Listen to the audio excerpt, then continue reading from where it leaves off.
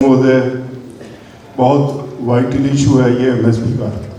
मैं समझता हूँ तो पहले पता होना चाहिए कि इसका तरीका क्या है, एमएसपी कैसे तय की जाती है। दूसरा, तय करने वाला जो कमीशन है सीएसीपी, वो कैसे काम करता है। और एक ये भी देखना जरूरी है, आज देश के बहुत से हिस्से में एमएसपी नहीं मिल रही। उसका कारण है, एक पंजाब और हरियाणा दो स्टेट्स ऐसी हैं जहाँ पे वहाँ की सरकारों ने इंफ्रास्ट्रक्चर डेवलप किया है मंडी में, इसीलिए वहाँ पे हमारी फसलें एमएसपी पे कुछ बिक रही हैं। और बाकी स्टेट्स ने इंफ्रास्ट्रक्चर डेवलपमेंट में कुछ नहीं किया।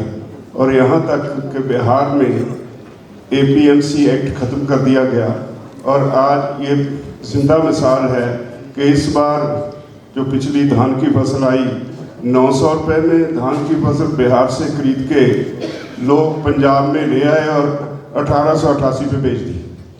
300 रुपया खर्च करके ऊपर किराया वगैरह 1888 में बेच दी। ये इसी वजह से हुआ क्योंकि वहाँ मंडी और इंफ्रास्ट्रक्चर डेवलप नहीं हुआ। ये एमएसपी का दाम तय करने के लिए सरकार ने एक कमीशन बनाया है जिसे सीएसीपी कहते हैं, commission on agriculture cost and prices. उसको उसके हाथ बांधे हुए जो टर्म्स ऑफ रेफरेंस दिए हैं, अधिकार क्षेत्र तय किया गया है उस कमीशन का, उसमें टोटली मैं तो कहूँगा बस किसानों के खिलाफ है। उसमें ऐसी पाबंदियाँ हैं कि आप, क्योंकि वो रिकमेंडेटरी बॉडी है, कमीशन बहुत तय नहीं करता, वो रिकमेंड करता है सरकार को, और वो सिफारिश प्रधानमंत्री की इकोनॉमिक अफेयर्स कमेटी में जाती है और वहाँ उसकी एमएसपी तय होती है। प्रोसीजर ये है। और जब वो कॉस्ट कैलकुलेशंस करता है, उसको हदायत दी गई है कि जब आप एमएसपी रिकमेंड करो, इस बात का ख्याल रखना इससे कॉस्ट ऑफ लिविंग ना बढ़े। मुझे बताइए, डीजल के रेट्स बढ़ गए, सरकार ने बढ़ाए, उससे कॉस्ट ऑफ लिविंग बढ़ेगी। उसे रोकने के लिए किसान को सजा देनी है क्या? इंडस्ट्रियल कॉस्ट स्ट्रक्चर पे इसका बुरा असर ना हो। इंडस्ट्री वाला अपनी इंडस्ट्री चलाता है अपने ढंग से, और वो अपनी प्रोड्यूस को अपने हिसाब से बेचता है। उसकी कॉस्ट स्ट्रक्चर पे इसका बुरा असर ना हो, ये किसान की जिम्मेदारी है क्या? और इंपोर्ट एक्सपोर्ट प्रभावित ना हो, सरकार का काम है इंपोर्ट एक्सपोर्ट का, किसान पे पाबंदी क्यों लगे? और ऐसी बहुत सी बातें कमीशन के हाथ बंधे हुए हैं कि वो कुछ कर ही नहीं सकता। और उससे बल्कि जो काम उसका है नहीं, इस सरकार ने वो काम करवाया। पिछले 2017 में 2018 में पहली बार उसने अपने अधिकार क्षेत्र से बाहर जाके सिफारिश की कि पंजाब में 8.5% टैक्सेस देने पड़ते हैं जब हम फसल खरीदते हैं, हरियाणा में 6.5%। ही बहुत बड़ा खर्चा है।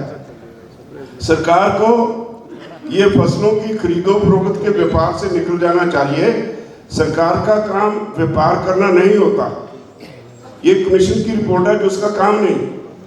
और उससे अगली 6 महीने के बाद जो उन्होंने रिपोर्ट दी, उसमें क्लियर लिखा कि सरकार को धान और गेहूं की खरीदो फरोख्त से निकल के प्राइवेट प्लेयर को इनकरेज करना चाहिए।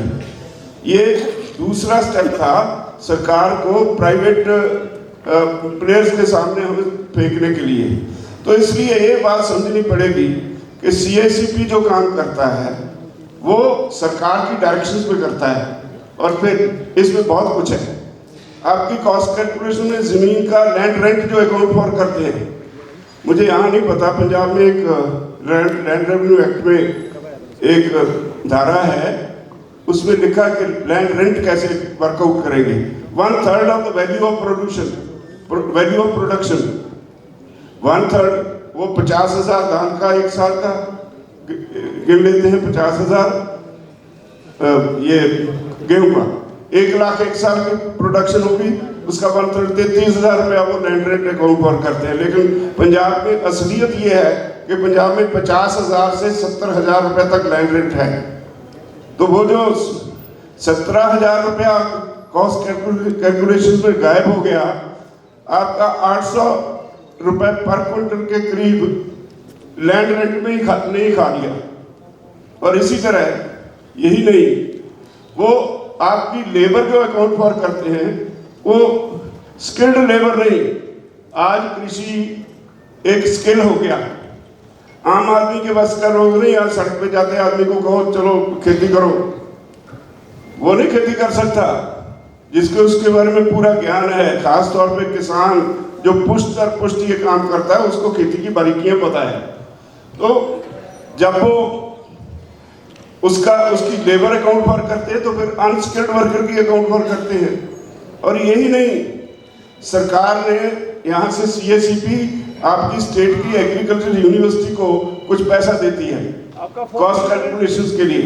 वो इन्यूमरेटर्स एंगेज करते हैं और कुछ एट रैंडम कुछ गांव चुन लिए जाते हैं किसी फसल के लिए। जहाँ गेहूं का करना है तो और इलाका होगा, नरमे का कपास का करना है तो और इलाका होगा, कोई 2 गांव इस ब्लॉक के, 2 गांव उस ब्लॉक के। और इन्यूमरेटर की ड्यूटी है कि वो वहीं रहे, वहां रह के हर रोज कॉस्ट कैलकुलेशन अपने को रिकॉर्ड करें। लेकिन कोई नहीं रहता। जब रिपोर्ट देनी होती है यूनिवर्सिटी ने CSEP को, उससे 1 महीना पहले बैठते हैं, पिछली रिपोर्ट उठाते हैं, उसमें थोड़ी बहुत बढ़ोतरी करी और वो भेज दी। यहाँ भी ठगी लगती है। तो किसान को पैर पैर पे CSEP की टर्म्स ऑफ रेफरेंस उसकी लूट का कारण बनती है, उसकी कॉस्ट कैलकुलेशन का हिसाब लगाने में गड़बड़ी होती है। अब ये बहुत चर्चा है स्वामीनाथन कमीशन की। मेरे पास रिपोर्ट पड़ी है, तकरीबन 1200 पेज की रिपोर्ट है। उसकी बहुत से लोग यूं ही स्वामीनाथन किए जा रहे हैं। बहुत सी चीजें स्वामीनाथन कमीशन ने भी कॉस्ट कैलकुलेशन में छोड़ दी हैं। और उसके बाद इसी सरकार ने रमेश चंद कमेटी बनाई। रमेश चंद कमेटी ने जो उसने छोड़ा वो उसमें ऐड करके कहा ऐसे बहुत तय करो। इसी सरकार की कमेटी है, वो क्यों नहीं पब्लिश करती सरकार? लोगों के लिए क्यों, जानकारी के लिए रिलीज क्यों नहीं करती? तो ये बेसिक बात ये है कि आप जो पैदा करते हैं वो कंज्यूमर इस्तेमाल करता है। तो ये खाने की चीज है, इससे इसके रेट बढ़ेंगे तो सारा समाज शोर मचा देता है। महंगाई हो गई, महंगाई, डीजल के रेट बढ़ रहे हैं, कोई नहीं बोल रहा। पेट्रोल के बढ़ रहे हैं, कोई नहीं बोल रहा। गैस के बढ़ रहे हैं, कोई नहीं बोल रहा। लेकिन गेहूं के बढ़ गए, महंगाई हो गई। तो ये बहुत से इश्यूज हैं जो सबको ध्यान में रख के अब सीखना पड़ेगा। मेरी निवेदन है, मैं लंबा नहीं जाना चाहता, ये बहुत बड़ा विषय है, इसको इतना बारीकी से मैं नहीं टच कर रहा। लेकिन एक बात जरूर चाहूंगा, यहाँ जितने सदस्य बैठे हैं, इस इशू को बारीकी से पढ़ो और पढ़ के इसका प्रचार करो। कैसे आपके साथ ठगी लगती है, कॉस्ट कैलकुलेशंस क्या है। एग्रीकल्चर डिपार्टमेंट का कोई सिंसियर अफसर मिल जाए, उससे ले लो, वो दे देगा आपको, देगा छुपा के। लेकिन स्टडी करने के लिए जो मिल जाएगा वो काफी है। और फिर सरकार कैसे रिकमेंड करती है। अब की बार थोड़े दिन 2 महीने पहले किसी मुद्दे पे पंजाब सरकार के ने डायरेक्टर एग्रीकल्चर को कहा कि किसानों की जथेबंदियों को बुला के बात करो। तो सभी को आया मैसेज, मुझे कईयों ने कहा यार तू ही जाया, सारा कुछ तू ही कराएगा। मैं गया उसके अफसरों को जो मैंने सवाल किए, किसी का एक भी सवाल का जवाब नहीं। 10 मिनट के बाद मीटिंग छोड़ के भाग गए। तो मुझे डायरेक्टर साहब हाथ जोड़ के कहते हैं आप ऊपर ना किसी अफसर को बता देना, मुख्यमंत्री तक ना ये बात पहुंचा देना, मेरे अफसरों को कुछ आया नहीं। तो ऐसे लोगों के हाथ में आपकी जान है तो आप बचेंगे कैसे? और ये A2 C2 कॉस्ट का झमेला बहुत से लोगों को समझ में नहीं आता। एक लिस्ट है, उस लिस्ट में लिखा हुआ है ये कॉस्ट अकाउंट फॉर करनी है, वो है A2 फार्मूला, A2 प्लस 50%। ये नया फार्मूला देके जेटली साहब, लेकिन उसने तो C2 प्लस 50% का फार्मूला दिया था स्वामीनाथन ने, उस तक तो ये जाते ही नहीं। अगर उस हिसाब से अकाउंट फॉर करें, आपकी गेहूं के दाम 2000 प्लस हुए हैं, ये 3000 के ऊपर पहुंचते हैं।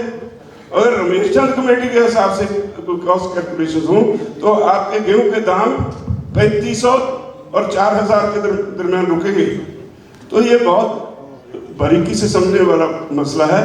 जब तक किसान इसको नहीं समझेगा, आम किसान नहीं समझेगा, ये शोषण जारी रहेगा और बहुत बड़ा शोषण है। धन्यवाद।